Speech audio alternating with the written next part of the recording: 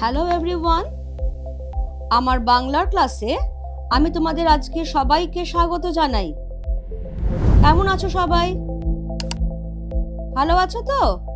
তাহলে এসো আমরা আজকের বাংলার ক্লাস আরম্ভ করে দিচ্ছি। ব্যাকরণের সমাস চ্যাপ্টারটা আমি করাচ্ছি। আজকে সমাসের 5 নম্বর ক্লাস হবে, যেখানে আমরা তৎপুরুষ সমাস নিয়ে আলোচনা করব। কি নিয়ে আলোচনা করব? তৎপুরুষ সমাস। ঠিক আছে, প্রথমেই তাহলে আমরা দেখে নেব তৎপুরুষ সমাসের কি বিশেষত্ব। তৎপুরুষ সমাসের কিন্তু একটা বিশেষত্ব আছে। কি সেটা? সেটা হচ্ছে সমাসবদ্ধ পদে, একটু ভালো করে দেখবে বোর্ডটা সবাই, সমাসবদ্ধ পদে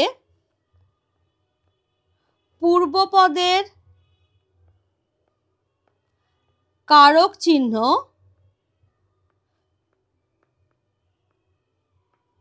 অথবা যেটার জন্য যেটা অ্যাপ্লিকেবল হবে, কারণ কোনো কোনো কারকে যেরকম বিভক্তি প্রধান হয়, কোনো কোনো কারক অনুসর্গ প্রধান হয়, সেরকম সমাসবদ্ধ পদে পূর্বপদের কারক চিহ্ন বা অনুসর্গ সেটা কি হচ্ছে?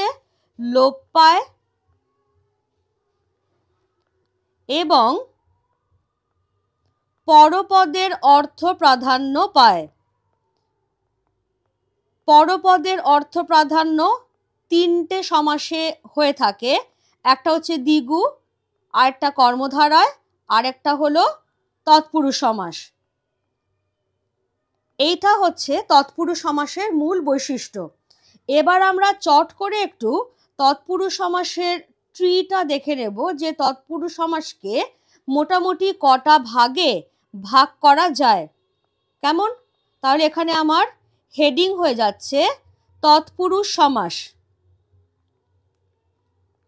ঠিক আছে, তৎপুরুষ সমাসের হেডিং হয়ে গেল। এবারে আমি চট করে ট্রিটা করতে থাকবো। আমরা যেটা জানি মোটামুটি ভাবে 10টা ভাগ হবে। কেউই শুনে প্রথমেই একবারে আঁতকে উঠো না, ঘাবড়ে যেও না, কারণ এই 10টা ভাগ খুব সহজ সহজ ভাগ কয়েকটা, সেই রকম 10টা ভাগ হবে। একটু দেখে নাও সবাই, ততক্ষণ আমি করছি।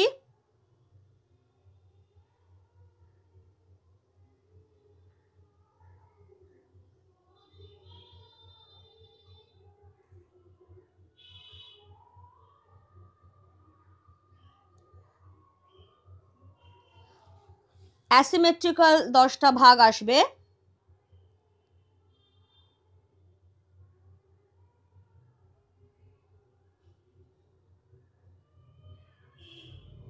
এক,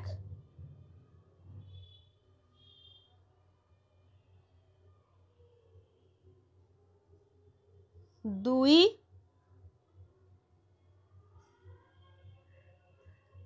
তিন,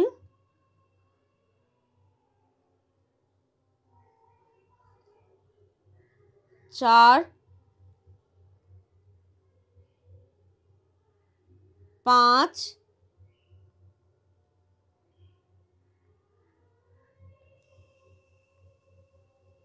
ছয়,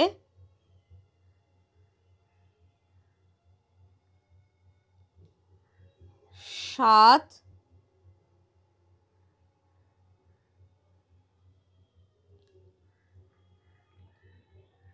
আট, এই হচ্ছে 9, আর এই হয়ে গেল 10।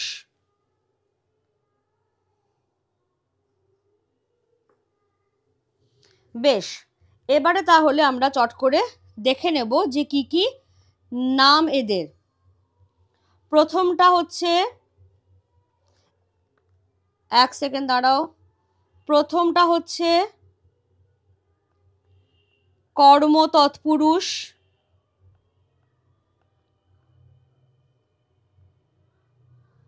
করণ তৎপুরুষ,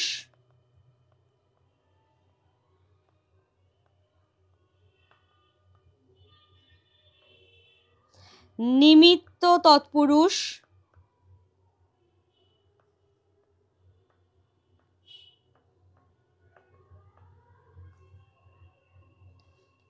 অপাদান তৎপুরুষ, অপাদান তৎপুরুষ। নেক্সট হলো সম্বন্ধ তৎপুরুষ,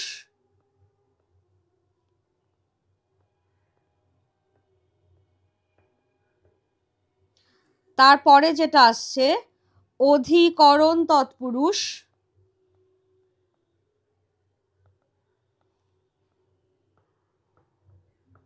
অধিকরণ তৎপুরুষ। তারপরে আসবে উপপদ তৎপুরুষ, উপপদ তৎপুরুষ। নেক্সট আসছে ব্যাপ্তি তৎপুরুষ, ব্যাপ্তি মানে হচ্ছে প্রসারতা, ব্যাপ্তি তৎপুরুষ। তারপরে আসবে ক্রিয়া বিশেষণ তৎপুরুষ, ক্রিয়া বিশেষণ তৎপুরুষ। আর 10 নম্বর ভাগটা যেটা আসবে সেটা হলো না তৎপুরুষ। ঠিক আছে, আমি একবার পড়ে দিচ্ছি পুরোটা। কর্ম তৎপুরুষ, করণ তৎপুরুষ, নিমিত্ত তৎপুরুষ, অপাদান তৎপুরুষ, সম্বন্ধ তৎপুরুষ, অধিকরণ তৎপুরুষ, উপপদ তৎপুরুষ, ব্যাপ্তি তৎপুরুষ, ক্রিয়া বিশেষণ তৎপুরুষ, না তৎপুরুষ। ঠিক আছে, এবারে আমরা প্রত্যেকটা নিয়ে আলাদা আলাদা করে আলোচনা করতে করতে যাব। একটু ভালো করে খেয়াল করবে সেখানে কি হচ্ছে। প্রথমেই আমি দেখে নেব কর্ম তৎপুরুষ। আগে ভাগগুলো করে নি কয়েকটা। একটা লিখলাম কর্ম তৎপুরুষ, নেক্সট আরেকটা লিখলাম করণ তৎপুরুষ,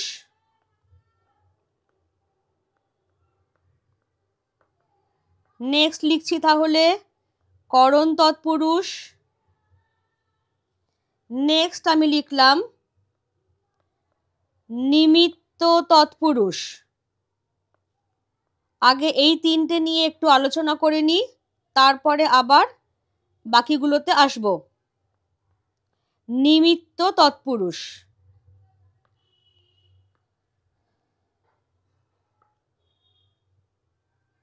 এবারে কর্ম তৎপুরুষ। আমি দুটো শব্দ নিচ্ছি, একটা হলো রথ দেখা, আর একটা হলো লুচি ভাজা। এবার আমি সবসময় বলেছি যে সমাসবদ্ধ পদের ব্যাসবাক্য অর্থ অনুযায়ী করতে হবে। রথ দেখা মানেটা কি? রথকে দেখা। তাহলে এবারে দেখো, এই যে রথকে দেখা, লুচিকে ভাজা, এর সব ক্ষেত্রেই খেয়াল করো পূর্বপদের শেষে, পূর্বপদের শেষে যে কে গুলো পাচ্ছি আমরা, এগুলো সাধারণভাবে কর্মকারকের বিভক্তি, যেটা সমাসবদ্ধ পদে কিন্তু আর থাকছে না। পূর্বপদে কে বিভক্তি সমাসবদ্ধ পদে নেই। তাহলে কে বিভক্তি সাধারণভাবে কর্মকারকের সঙ্গে যুক্ত হয়, কর্মকারকের বিভক্তি পূর্বপদে লোপ পাচ্ছে, মানেই এটা হয়ে গেল কর্ম তৎপুরুষ সমাস। ক্লিয়ার সবার কাছে? এবারে তাহলে আমরা সিমিলার ওয়েতে দেখে নেব যে করণ তৎপুরুষ। করণ তৎপুরুষে এসো। প্রথম ওয়ার্ডটা আমি নিলাম ঢেঁকি ছাঁটা, ঢেঁকি ছাঁটা। ব্যাসবাক্যের জন্য একটু ওয়েট করো। আর একটা শব্দ আমি নিলাম ছায়াবৃতা। ঠিক আছে, ঢেঁকি ছাঁটা কিরকম? ধরো ঢেঁকি ছাঁটার চাল আমরা বলে থাকি, তাই তো? তাহলে ব্যাসবাক্য কি হবে? ঢেঁকি দ্বারা ছাঁটা। ঢেঁকি দ্বারা ছাঁটা হয়ে যাচ্ছে ঢেঁকি ছাঁটা। আর ছায়াবৃতা তুমি যদি ভাঙো, একটা হবে ছায়া আর একটা বৃতা বলে কিন্তু কোনো কথা হয় না, আবৃতা। আবৃতা মানে ঢাকা, আচ্ছন্ন। তাহলে ব্যাসবাক্য কি হবে? ছায়া দ্বারা আবৃতা। এবার খুব সহজেই তোমরা যেটা বুঝতে পারছো যে এই যে দ্বারা, এগুলো সাধারণভাবে দ্বারা, দিয়া, কর্তৃক, সাধারণভাবে এগুলো করণ কারকের সঙ্গে ব্যবহৃত হয়।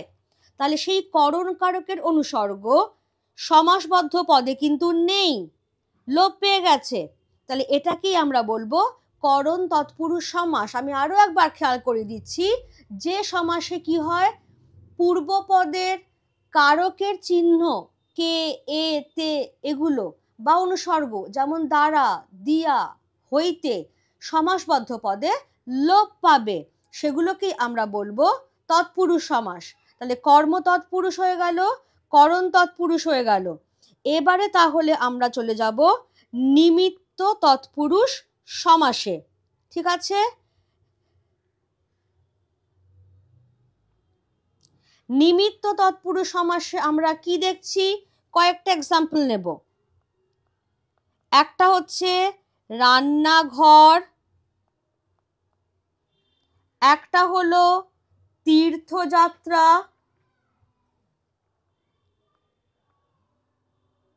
তীর্থযাত্রা, আর একটা হলো তপবন, আর একটা আমি নেব ছাত্রাবাস।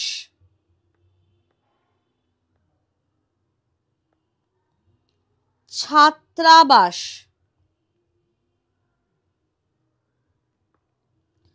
এবারে দেখো ব্যাস বাক্যগুলো করছি। রান্নাঘর, আচ্ছা প্রথমেই একটু চট করে মনে করো যে নিমিত্ত কারকে আমরা কি কি অনুসর্গ পড়ে এসেছি। ইউজুয়ালি নিমিত্ত কারকে জন্য, উদ্দেশ্যে, নিমিত্ত কথাটা ইটসেলফ, অর্থাৎ কিসের জন্য, কেন, এই বিষয়টা যখনই আসছে তখনই সেটা হয়ে যায় নিমিত্ত কারক।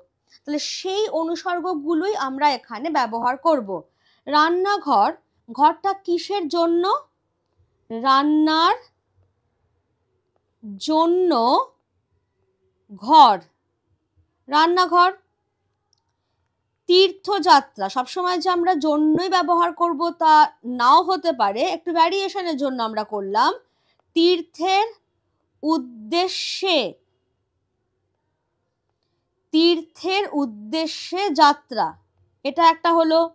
তপবন, তপের মানে তপস্যার, তপের নিমিত্ত বন, সেটাই হয়ে যাচ্ছে তপবন। এবার ছাত্রাবাস, ছাত্রাবাস সন্ধিবদ্ধ পদ, তুমি যদি এটাকে সন্ধি বিচ্ছেদ করো কি দাঁড়াবে, একটা হচ্ছে ছাত্র, একটা হচ্ছে আবাস। আবাস মানে বাড়ি, ঘর, অর্থাৎ যেটাকে আমরা ইংলিশে বলি হস্টেল। এবার একটু ভাবো তো, হস্টেলে কিন্তু শুধু একজন ছাত্র থাকে না, অনেকে থাকে, রাইট? এইখানে তাহলে ব্যাসবাক্যটা একটু পাল্টে যাবে, ছাত্রের জন্য আবাস হবে কি, এক্স্যাক্টলি এখানে হবে ছাত্রদের জন্য আবাস, প্লুরাল হয়ে গেল, ছাত্রদের জন্য আবাস। তাহলে এখানে আমরা চট করে দেখে নেব, এই যে জন্য, উদ্দেশ্যে, নিমিত্ত, আবার এখানে জন্য, এগুলো সব নিমিত্ত কারকের অনুসর্গ, যেগুলো সমাসবদ্ধ পদে একটাও নেই, লোপ পেয়ে গেছে। তাহলে এগুলোকেই আমরা বলছি নিমিত্ত তৎপুরুষ সমাস। ঠিক আছে, হলো। এবারে তাহলে আমরা পরেরটাতে চলে যাব। পরেরটা আমাদের কি ছিল, তোমাদের হাতের কাছে ট্রি রয়েছে, পরেরটা আমাদের ছিল অপাদান তৎপুরুষ সমাস।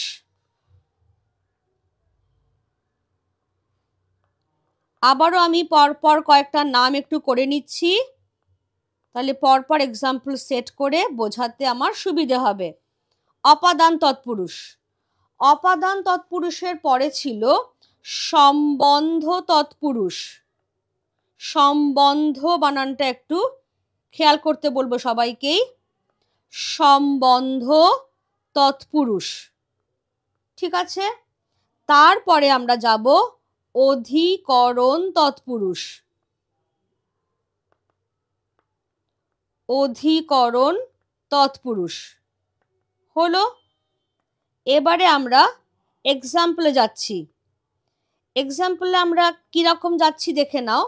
অপাদান তৎপুরুষ, যেমন ধরো আমি বললাম মৃত্যু ভয়, আর একটা হয়তো আমি বললাম বিলাত ফেরত।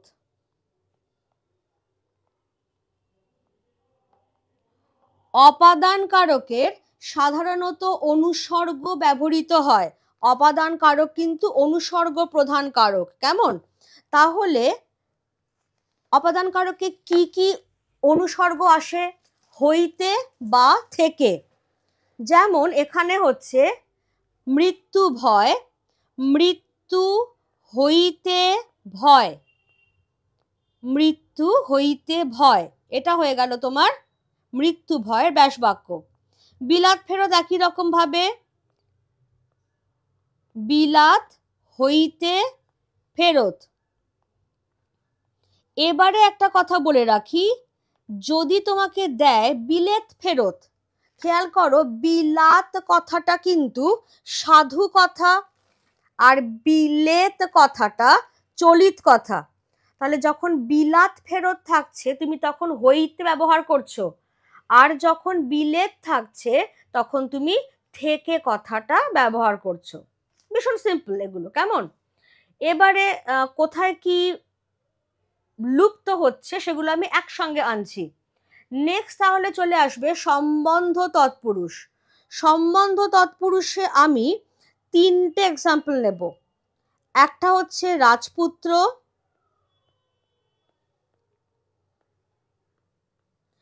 একটা হচ্ছে রাজপথ, আরেকটা হচ্ছে হংসডিম্ব।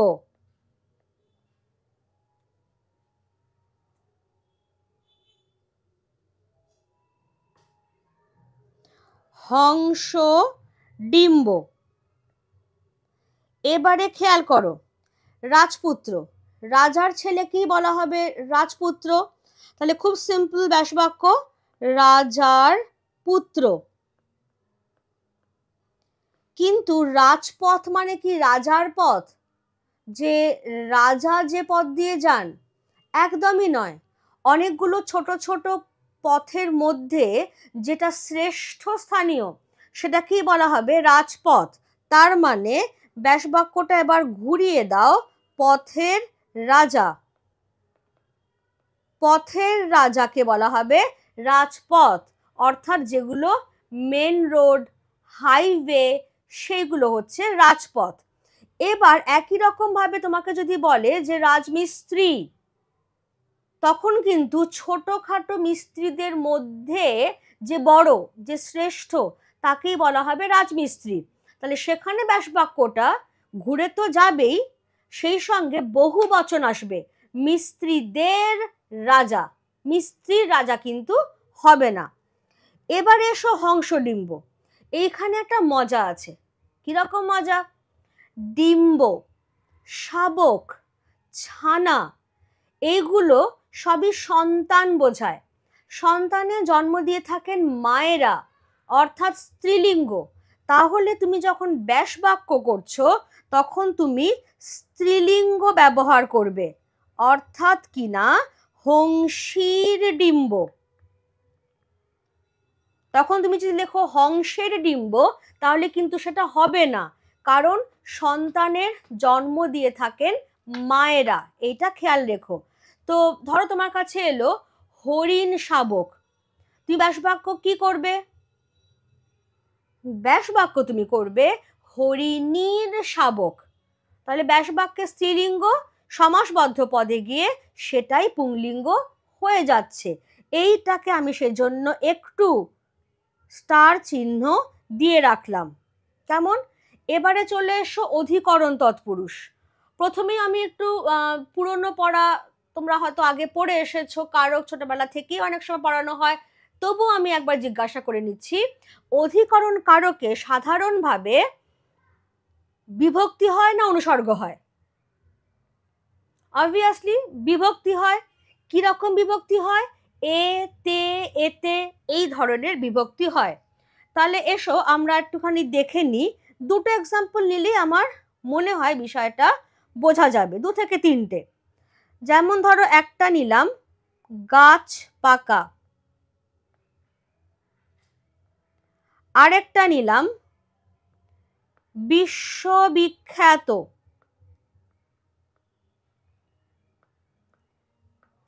তাহলে আর আরেকটা নিলাম ধরো রাত কানা। যাদের নাইট ব্লাইন্ডনেস থাকে তাদেরকে বলা হয় রাত কানা। কেমন তো? তাহলে এবার গাছ পাকা, কোথায় পেকেছে? গাছে। তাহলে ব্যাসবাক্য কি হবে? গাছে পাকা। হয়ে গেল গাছ পাকা। কোথায় বিখ্যাত? ধরো আমি যদি বলি বিশ্ববিখ্যাত লেখক, কোথায় বিখ্যাত? বিশ্বে বিখ্যাত। ঠিক আছে, বিশ্বে বিখ্যাত। এবার ধরো আসছে রাত কানা, অর্থাৎ কখন দেখতে পায় না সে? রাত্রিবেলা। অধিকরণ আমরা জানি যে কোথায়, কখন, কোন বিষয়, এগুলোই তো। তাহলে কখন কানা? রাতে কানা। এই হয়ে গেল অধিকরণ তৎপুরুষ পর্যন্ত। এবারে তাহলে আমরা ওই কোথায় বিভক্তি লোপ হচ্ছে, কোথায় অনুসর্গ লোপ হচ্ছে, এগুলো দেখে নেব। এই যে হইতে, এগুলো দেখো সমাসবদ্ধ পদে লোপ পেয়েছে। এই যে রাজার সম্বন্ধ পদে ইউজুয়ালি র এর বিভক্তি হয়, রাজার র বিভক্তি এখানে কিন্তু নেই। পথের এর বিভক্তি এখানে নেই। হংসীর র বিভক্তি এখানে নেই। কেমন? তেমনি আবার সিমিলার ওয়েতে কি হচ্ছে, ধরো আমি যদি বলি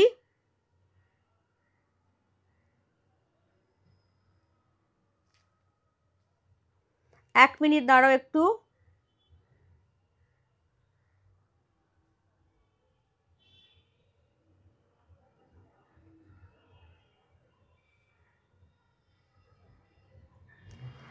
যেটা হচ্ছে সেটা হলো এই যে গাছ পাকা,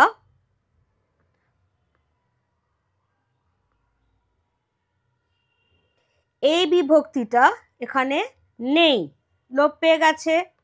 আবার যদি আমি বলি বিশ্বে বিখ্যাত, এই বিভক্তিটা এখানে নেই, লোপ পেয়ে গেছে। রাতে কানা, এই বিভক্তিটাও এখানে লোপ পেয়ে গেছে। এই অবধি একটা দাগ টেনে দিয়েছি, কারণ এই অবধি কারক অনুযায়ী ভাগগুলো হচ্ছে। এবারে আমরা চলে যাব কারক ছাড়াও যে আরো অন্যান্য তৎপুরুষের ভাগ হয়েছে সেইগুলো নিয়ে। কিরকম? পরপর যেগুলো আসবে, ধরো উপপদ তৎপুরুষ, ব্যাপ্তি তৎপুরুষ, ক্রিয়া বিশেষণ তৎপুরুষ আর না তৎপুরুষ, সেইগুলো কি ব্যাপার সেটা আমরা একটু দেখে নেব। কিরকম? প্রথমেই তাহলে আমি লিখছি উপপদ তৎপুরুষ। উপপদ তৎপুরুষের ক্ষেত্রে কি হয়? উপপদ তৎপুরুষটা আর কিছুই নয়, সেটা হচ্ছে উপপদের সঙ্গে কৃদন্ত পদের সমাস। উপপদের সঙ্গে কৃদন্ত পদের সমাস, এটাকেই বলা হচ্ছে উপপদ তৎপুরুষ সমাস। এবারে তাহলে চট করে আমরা একটু দেখে নেব যে উপপদটাই বা কি, কৃদন্ত পদটাই বা কি। আমি একটু রাফে একটা দাগ একটু কেটে নিচ্ছি চট করে। আচ্ছা, চর এটা একটা ধাতু, তার সঙ্গে কৃত প্রত্যয় যোগ করলাম অ, তৈরি হয়ে গেল চর। এই চরটাকে আমরা বলছি কৃদন্ত পদ। এবার খেয়াল করো, একটা খুব কমন শব্দ হয় জলচর, হয়তো? তাহলে এবার সেখানে আমরা দেখছি একটা হচ্ছে জল, একটা হচ্ছে চর। চরটা আমরা পেয়েই গেছি যে এটা হলো কৃদন্ত পদ। এবার কৃদন্ত পদের ঠিক আগের যে পদটা সেটাকে বলা হবে উপপদ। ঠিক আছে? তাহলে উপপদ কাকে বলা হয়? এরকম যদি ছোট্ট ছোট্ট কোয়েশ্চেন তোমাদের কাছে আসে, একদম ঘাবড়াবার কিচ্ছু নেই। উপপদ বলা হবে কাকে? সেটা হচ্ছে কৃদন্ত পদের ঠিক পূর্বের পদটিকে বলা হয় উপপদ। ক্লিয়ার সবার কাছে? এবারে দেখো, উপপদ তৎপুরুষ সমাসের মূল কথাটা কি না, সেখানে উপপদের সঙ্গে কৃদন্ত পদের সমাস হচ্ছে। তাহলে আমি এই এক্সাম্পলটাকে নিচ্ছি, জলচর, এটা একটা। আরেকটা আমি নিতেই পারি পঙ্কজ, আরেকটা আমি নিচ্ছি ইন্দ্রজিৎ। কেমন?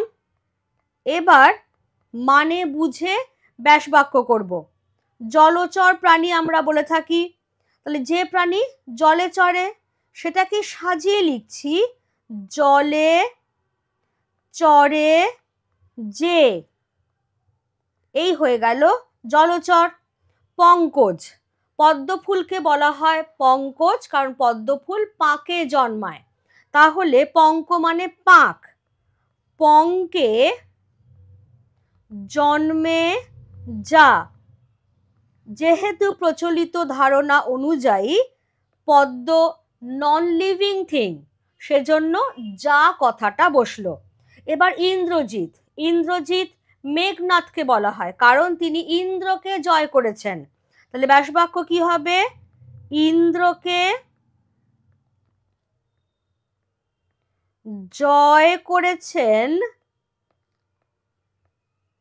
ইন্দ্রকে জয় করেছেন যিনি, তাকেই তাহলে বলা হবে ইন্দ্রজিৎ। খেয়াল করো, উপপদ তৎপুরুষ সমাস করবার, ব্যাসবাক্য করবার একটা নিয়ম কিন্তু আমরা এখানে পেয়ে গেলাম।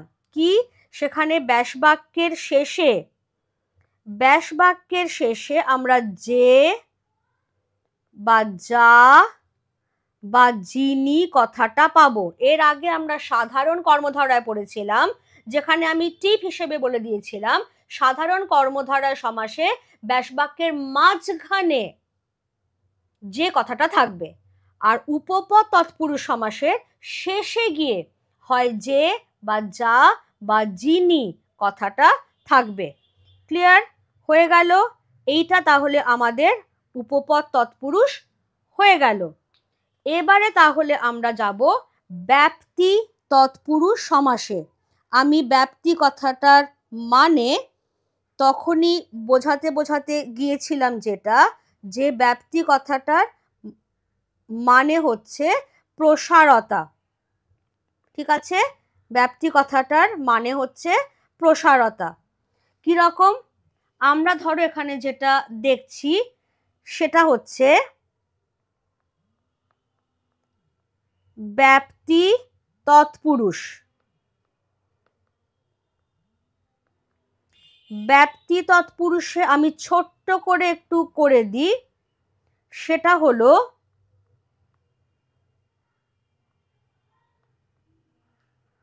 পূর্বপদে স্থান বা কালের ব্যাপ্তি বোঝায়। পূর্বপদে স্থান বা কালের ব্যাপ্তি বোঝায়। কিরকম? এক্সাম্পলে এসো চট করে। যেমন ধরো আমি যদি বলি আপাদমস্তক, এইটা একটা ওয়ার্ড হতে পারে। আরেকটা হতে পারে চিরস্থায়ী। চিরস্থায়ী। আরেকটা চিরকাল কথাটাও কিন্তু হতে পারে, চিরকাল। ঠিক আছে, তাহলে এবার ব্যাস বাক্যতে এসো। আমরা অনেক সময় বলি না যে তোমার কথাটা শুনে আপাদমস্তক জ্বলে গেল আমার, মানে পা থেকে মাথা পর্যন্ত। তাহলে স্থানের ব্যাপ্তি, কতটা জায়গা প্রসারিত হয়েছে। তাহলে ব্যাস বাক্য কি হবে? পাদ হইতে, পাদ মানে হচ্ছে পা, পাদ হইতে মস্তক পর্যন্ত। কেমন? এটা হয়ে গেল আপাদ মস্তক। নেক্সট হচ্ছে চিরস্থায়ী। চিরস্থায়ী হচ্ছে, এক সেকেন্ড দাঁড়াও একটু, চিরস্থায়ী হচ্ছে চিরকাল, চিরকাল ব্যাপিয়া, চিরকাল ব্যাপিয়া স্থায়ী, সেটাই হয়ে যাচ্ছে চিরস্থায়ী। এবার চিরকালটাকেও তো আমরা ব্যক্তি তৎপুরুষের মধ্যে আনতেই পারি, কারণ এখানেও কিন্তু সময়ের একটা ব্যাপ্তি বা প্রসারতা বোঝাচ্ছে। তাহলে চির ব্যাপিয়া, চিরব্যাপিয়া কাল, সেইটা হয়ে যাচ্ছে চিরকাল। তাহলে এই সবটাই হয়ে গেল আমাদের ব্যাপ্তি তৎপুরুষ সমাস। এবারে আমরা নেক্সট যেটাতে যাব সেটা হচ্ছে ক্রিয়া বিশেষণ তৎপুরুষ। ক্রিয়া বিশেষণ তৎপুরুষ বিষয়টা আগে একটু দেখে নেব।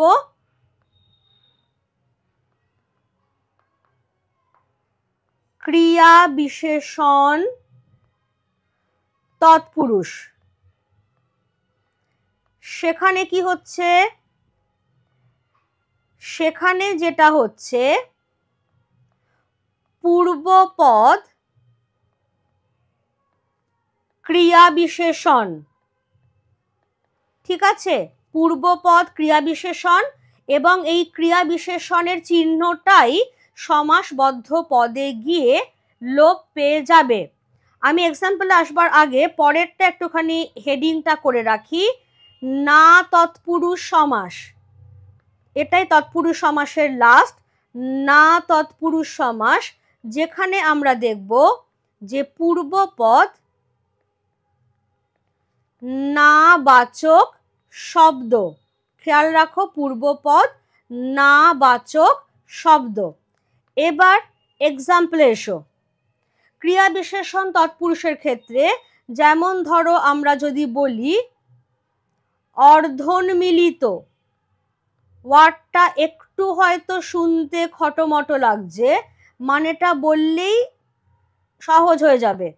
অর্ধন্মিলিত, অর্ধ যোগ উন্মিলিত, উন্মিলিত মানে হচ্ছে খোলা, অর্থাৎ আমরা বলি না অর্ধন্মিলিত চক্ষু, মানে আধ খোলা চোখ। তাহলে ব্যাস বাক্যটা কি হবে? অর্ধ রূপে উন্মিলিত। তাহলে এই যে পূর্বপদ, আমরা রূপে কথাটা পেলাম, পূর্বপদের সঙ্গেই যে রূপে কথাটা পেলাম, সেটাই কিন্তু ব্যাস বাক্যে গিয়ে আর থাকছে না। আর এই রূপে কথাটাই হচ্ছে একটা ক্রিয়া বিশেষণ। কিভাবে খোলা? না আধ খোলা। এবারে আরেকটা এক্সাম্পল আমরা দেখব, সেটা হচ্ছে দৃঢ়বদ্ধ, শক্ত করে বাঁধা আর কি। দৃঢ়বদ্ধ,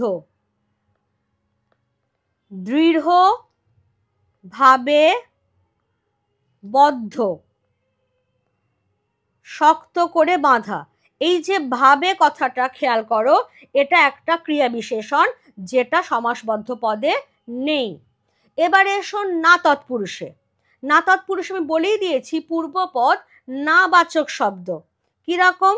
এক্সাম্পল নাও, অজানা, এটা একটা, বেসরকারি এটা আর একটা, দুটো দুরকম নিলাম। এবারে আমি ব্যাস বাক্যটা আগে করি। অজানা মানে যেটা আমার জানা নয়, এবার ব্যাসবাক্য করবার তো একটা ফরম্যাট আছে, তুমি জানা নয় করলে কিন্তু হবে না, তোমাকে ঘুরিয়ে দিতে হবে। নয় জানা।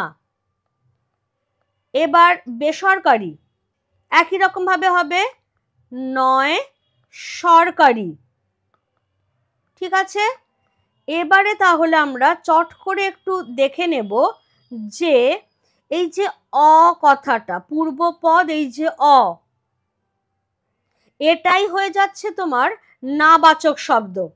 পূর্বপদ এই যে বে কথাটা, এটাই হয়ে যাচ্ছে তোমার নাবাচক শব্দ। তাহলে এই যে পূর্বপদ নাবাচক শব্দ দিয়ে যেটা তৈরি হচ্ছে সেটাকেই আমরা বলছি না তৎপুরুষ সমাস। ক্লিয়ার সবার কাছে? তাহলে আমাদের তৎপুরুষ সমাস কিন্তু এইখানেই সম্পূর্ণ হয়ে গেল। এবারে আমরা যেটাতে যাব, যেটা আমি প্রত্যেকটা পর্বেই করছি, এই পর্ব সেটার ব্যতিক্রম হবে না, সেটা হচ্ছে আমি এই পর্বের ওপর ভিত্তি করে কিছু প্রশ্ন দিয়ে দিচ্ছি। ঠিক আছে, তাহলে প্রথমেই আসব প্রশ্নাবলী। প্রশ্নাবলী পর্ব 5-এর প্রথমেই 1 নম্বর কোয়েশ্চেন থাকছে, সঠিক উত্তরটি নির্বাচন করো। সঠিক উত্তরটি নির্বাচন করো, অর্থাৎ এমসিকিউ টাইপ কোয়েশ্চেন। যেটা কিরকম কোয়েশ্চেন থাকবে, 1.1, এগুলো জাস্ট স্যাম্পল কোয়েশ্চেন্স, কেমন এই ধরনেরই আসে। লুচি ভাজা হলো না। লুচি ভাজা হলো না, ড্যাশ দিয়ে আমি এবার কোয়েশ্চেনটা দিলাম, রেখাঙ্কিত পথটি, চলো রেখাঙ্কিত করে দিলাম, রেখাঙ্কিত পথটি, রেখাঙ্কিত পথটি, ড্যাশ দিয়ে অপশনে আসছি, তৎপুরুষ সমাস,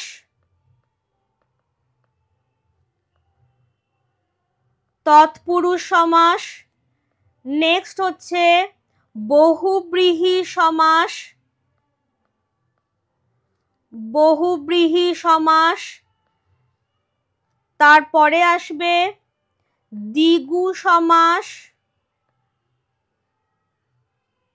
দ্বিগু সমাস, আর লাস্টে আসবে কর্মধারয় সমাস। ঠিক আছে, লাস্টে আসছে কর্মধারয় সমাস। এবার চলে যাব 1.2-এ। 1.2-এর ক্ষেত্রে যেটা আমরা যাব সেটা হচ্ছে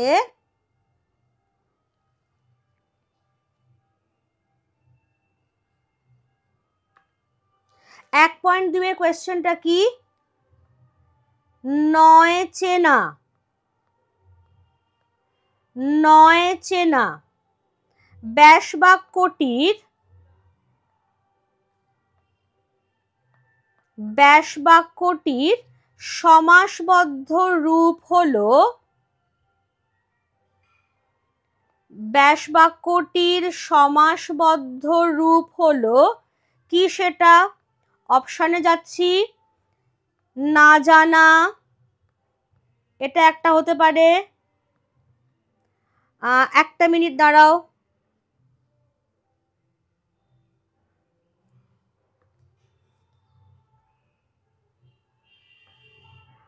এটা একটা অপশন দিলাম, না চেনা। আরেকটা অপশন দিলাম অচেনা। আরেকটা অপশন দিলাম নয় চেনা। ঠিক আছে, আরেকটা অপশন দিলাম ঘ, কোনোটি নয়। এবার তোমরা বুঝে দেখবে যে ঠিক উত্তর কোনটা হবে। 1.3-এর কোয়েশ্চেন নাও, তৎপুরুষ সমাসে, তৎপুরুষ সমাসে কোন পদের অর্থ প্রাধান্য থাকে? তৎপুরুষ সমাসে কোন পদের অর্থ প্রাধান্য থাকে? অপশনে আসবো এবার, কি কি অপশন আসছে? পূর্বপদ, খতে আসবে উত্তরপদ, গ হচ্ছে উভয় পদ, আর ঘ হচ্ছে অন্য পদ। ঠিক আছে, এই অবধি আমার এমসিকিউ পার্ট হয়ে গেল। এবারে আমি যেটা নেক্সট যাব সেটা হচ্ছে কম বেশি 20 শব্দে উত্তর দাও, কোয়েশ্চেন নাম্বার 2, যেটা আমি ইউজুয়ালি সব কটা পর্বেই করছি, এসএ কিউ। কম বেশি 20 শব্দে উত্তর দাও। কিরকম?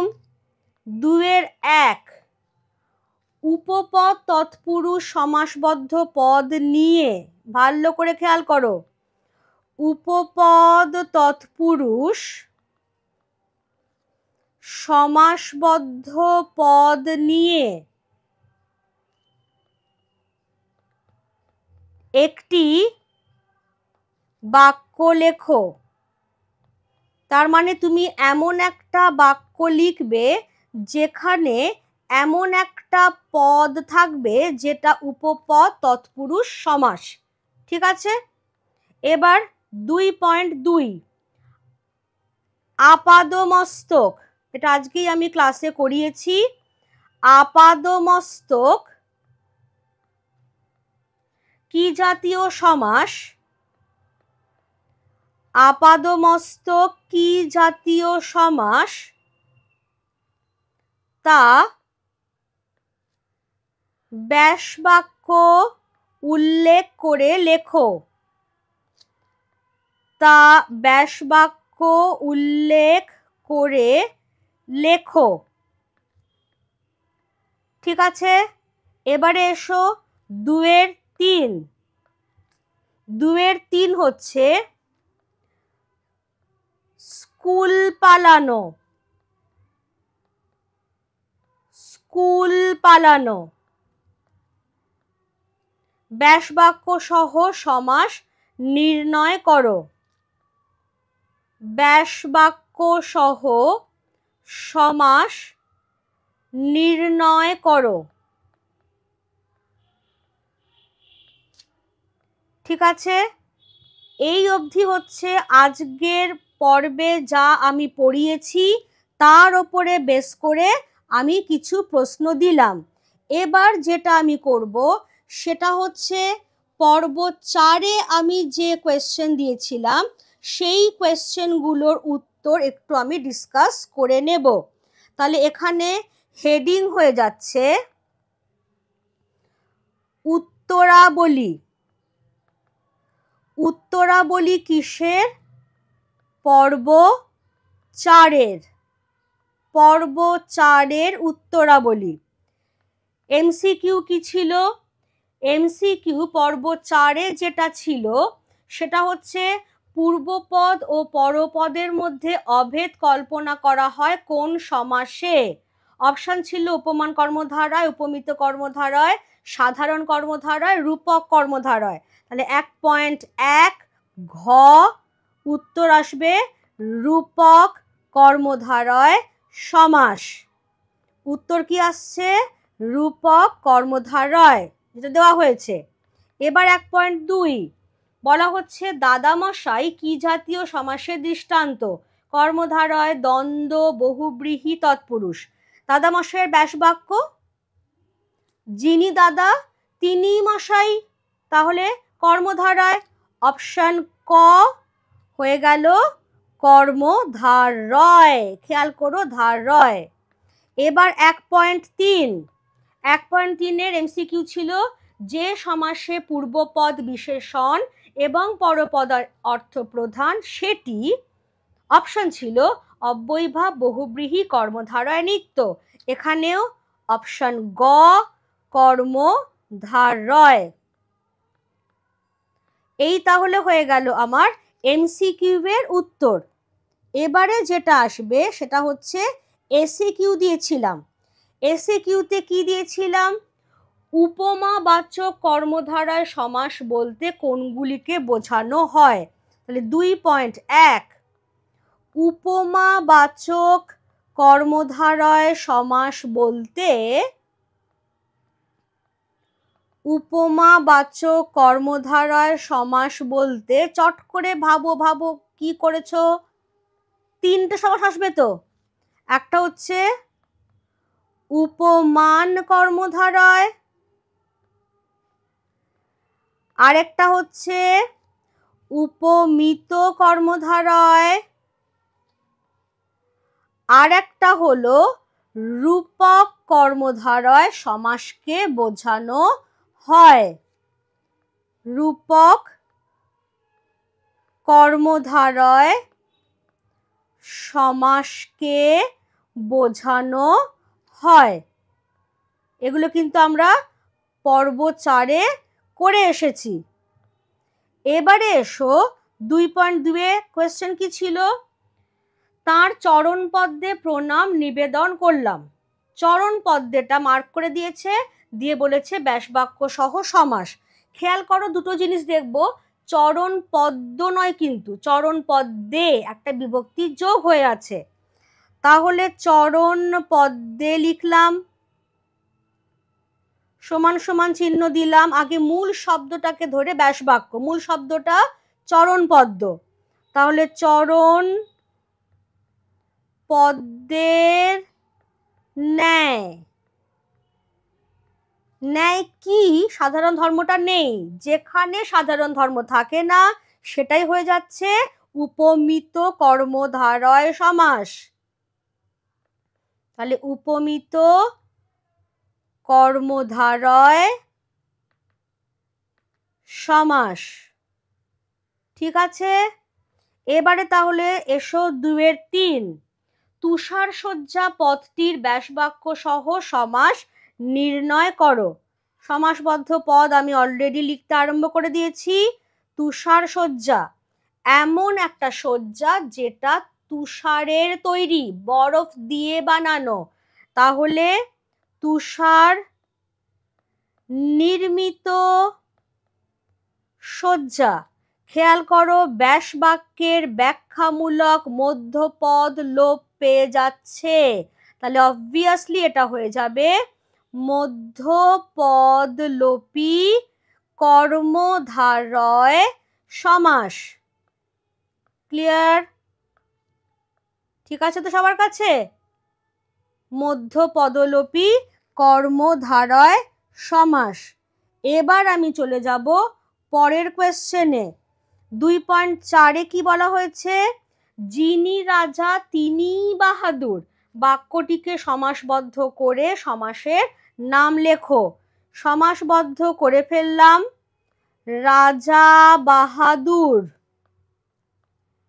এবার সমাসের নাম লিখছি সাধারণ কর্মধারয় সমাস। এখানে কিন্তু কোয়েশ্চেনে দেওয়া ব্যাসবাক্যটা আর কপি করার দরকার হয় না। তুমি চাইলে কপি করতেই পারো, কিন্তু দরকার হয় না, যেহেতু ওটা কোয়েশ্চেন পেপারের মধ্যেই আছে।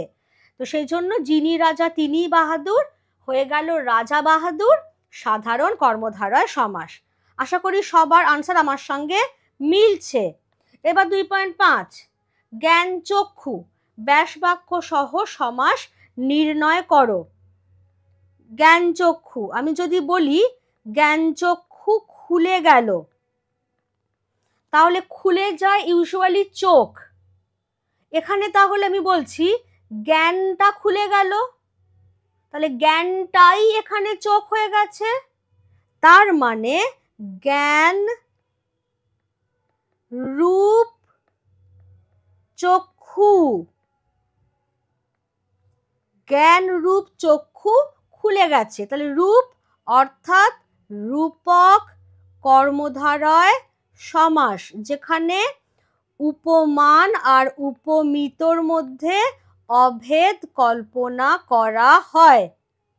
জ্ঞান এখানে হচ্ছে উপমিত, এটাই আমার কাছে আসল, যেটাকেই আমি চক্ষু হিসেবে ধরে নিচ্ছি, সেজন্য সেটা হয়ে গেল জ্ঞান রূপ চক্ষু। তাহলে আগের দিনে কোয়েশ্চেন আনসার আমার আলোচনা করা হয়ে গেল। আমরা আবার খুব শিগগিরই মিট করে নেব, ঠিক আছে? ততদিন আজকে যা পড়ানো হলো সেগুলো ভালো করে দেখে নাও। Thank you everybody, bye by.